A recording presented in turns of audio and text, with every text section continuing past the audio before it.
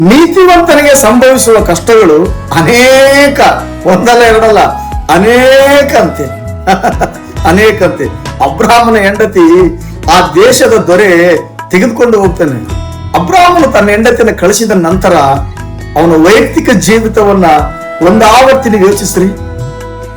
ಮೋಸೆ ದೇವರ ಮಾತನ್ನ ಕೇಳಿ ದೇವರ ಸೇವೆಗಾಗಿ ಐಗುಪ್ತ ದೇಶಕ್ಕೆ ಪ್ರಯಾಣಿಸಿ ದೇವರನ್ನ ಅಲ್ಲಿ ಪರಿಚಯಿಸಿ ದೇವರಿಗಾಗಿ ದೇವ ಜನರಿಗಾಗಿ ಹೋರಾಟ ಮಾಡುವಾಗ ಸ್ವಂತ ಜನರೇ ಯಾರನ್ನ ವಿಶ್ವಾಸವಿಟ್ಟು ಅವರೇ ಅವನನ್ನು ದೂಷಿಸುವಾಗ ಅವನಿರುವಂತ ಪರಿಸ್ಥಿತಿ.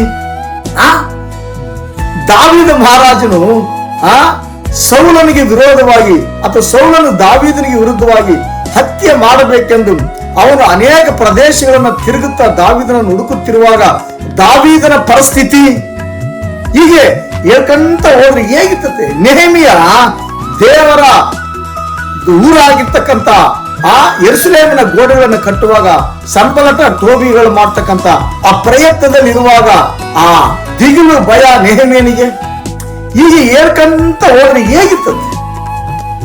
ಪೌಲನ ಸೇವೆಯಲ್ಲಿ ಮಾತಾಡಿ ಇವನು ಬಹಳ ಮಾತಾಡ್ತಾನಂತ ಹೇಳ್ತಾನೆ.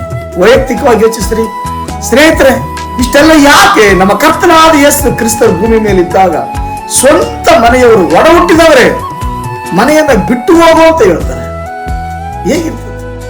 ಸಿಲುಬೆಗೆ ಹೋದಾಗ ಯಾರು ಆತನ ಸಂಗಡ ಇರಲಿಲ್ಲ. ಕಷ್ಟಗಳು ಬರ್ತವೆ, ಬಹಳ ಕಷ್ಟಗಳಂತ. ಆದ್ರೆ ಅಲ್ಲಿ ವಾಕ್ಯ ಸಂಪೂರ್ಣ ಪಡಿಸ್ತತೆ. ಅವೆಲ್ಲವುಗಳಿಂದ ನೀನು ಕೆಂಪು ಸಮುದ್ರದ ಎದುರಿದೆಯಾ? ಸಮುದ್ರ ಎರಡು ಹಾಗೆ ಹಾಕತ್ತೆ, ಖಂಡಿತ ಎರಡು ಹಾಗೆ ಹಾಕತ್ತೆ. ಕರ್ತನು ಈ ಶುಭ ಬೆಳಗ್ಗೆಯಲ್ಲಿ ನಿನ್ನ ಪರಿಸ್ಥಿತಿಗಳನ್ನ ಓಳು ಮಾಡಿ ನಿನಗೆ ಮಾರ್ಗ ಮಾಡ್ಲಿ ಅಂತ ನಾನು ಆಶಿಸ್ತೇನೆ.